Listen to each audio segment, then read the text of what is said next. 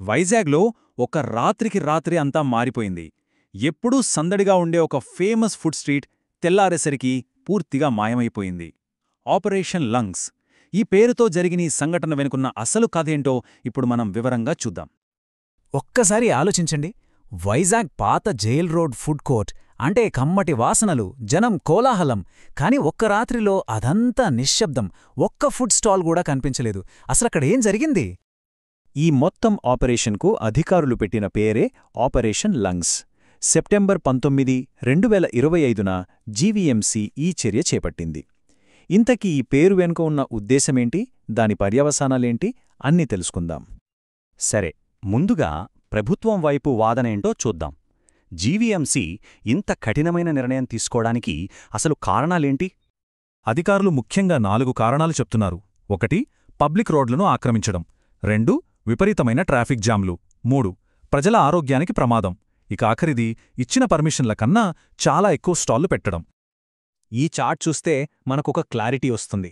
మొదట్లో కేవలం 50 ఫుడ్ ట్రక్కులకు మాత్రమే పర్మిషన్ ఇచ్చారు. కానీ అక్కడున్నవి 110 కన్నా ఎక్కువ. అంటే పర్మిషన్ ఉన్నవాటికన్నా రెట్టింపు సంఖ్యలో అనధికారికంగా నడుస్తున్నాయన్నమాట. ఈ కంట్రోల్ లేని పరిస్థితే అధికారుల చర్యకు దారితీసింది. అధికారులు చెప్పిన కారణాలు ఒక ఎత్తైతే, ఈ ఆపరేషన్ లంగ్స్ తర్వాత ఏం జరిగింది అన్నది మరో ఎత్తు. ముఖ్యంగా దీనివల్ల ప్రజల జీవితాలపై, రాజకీయాలపై ఎలాంటి ప్రభావం పడిందో ఇప్పుడు చూద్దాం. ఇక్కడే అసలు వివాదం మొదలయింది. అధికారులేమో యాక్షన్కు 2 వారాల ముందే నోటీసులు పంపామంటున్నారు. కాని అటువైపు ఫుడ్ స్టాల్స్ వాళ్లేమో మాకు ఎలాంటి వార్నింగ్ ఇవ్వలేదు, మాకు ఏ నోటీసు రాలేదని గట్టిగా చెప్తున్నారు. ఎవరి వాదనలో నిజముంది? ఈ తొలగింపు అనేది కేవలం కొన్ని ట్రక్కుల సమస్య కాదు. దీని వెనుక దాదాపు 500 కుటుంబాల జీవనోపాధి ముడిపుడి ఉంది. ఒక్క రాత్రిలో వాళ్ల బతుకుదెరువు మొత్తం రోడ్డున పడింది. ఈ సంఘటనలో ఇదే అత్యంత బాధాకరమైన విషయం. సహజంగానే ఈ విషయం వెంటనే రాజకీయ రంగు పులుముకుంది. స్థానిక ఎమ్మెల్యే వంశీకృష్ణ ఈ చర్యను తీవ్రంగా వ్యతిరేకించారు. పేదల పొట్ట కొడితే ఆ నింద మేయర్పైనో, కమిషనర్పైనో కాదు, నేరుగా ప్రభుత్వం మీదికే వస్తుందని ఆయన హెచ్చరించారు.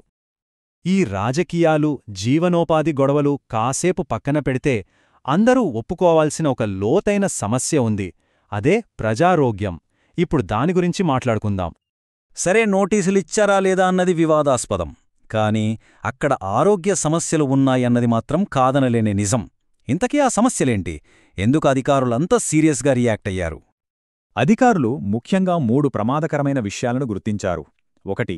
అపరిశుభ్రమైన వాతావరణం. 2. మురికిగా ఉన్న లొకేషన్లు. 3. పారిశుద్ధ్యం అన్నదే లేకపోవడం. అపరిశుభ్రత అంటే ఏదో పైపైన కనిపించేది కాదు. ఆహారాన్ని నేరుగా చేతులతో ముట్టుకోవడం, వంట చేసేటప్పుడు గ్లవ్స్ గానీ, తలకు కవర్లు కానీ లేకపోవడం. ఇక దారుణంగా పెద్ద హోటళ్లలో వాడేసిన నూనెను మళ్లీ వాడటం. ఇలాంటి చాలా విషయాలు బయటపడ్డాయి.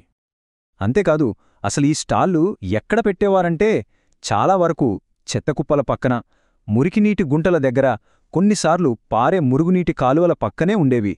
ఇలాంటి చోట్ల తయారుచేసిన ఫుడ్డు ఎంత ఆరోగ్యంగా ఉంటుందో మనమే ఊహించుకోవచ్చు. సో ఇప్పుడు మనం అసలు ప్రశ్నకు వచ్చాం. ఈ ఫుడ్ కోర్ట్ అనేది వైజాగ్కి ఒక ఇబ్బందా లేక ఒక అవసరమా? ఈ 2 వాదనలేంటో ఇప్పుడు చూద్దాం.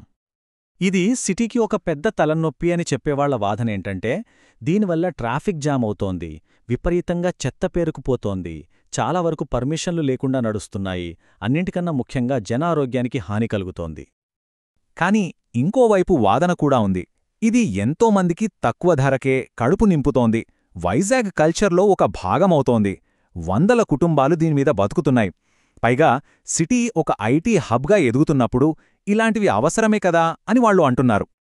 నిజం చెప్పాలంటే ఈ సమస్య ఒక్క వైజాగ్కు మాత్రమే పరిమితం కాదు.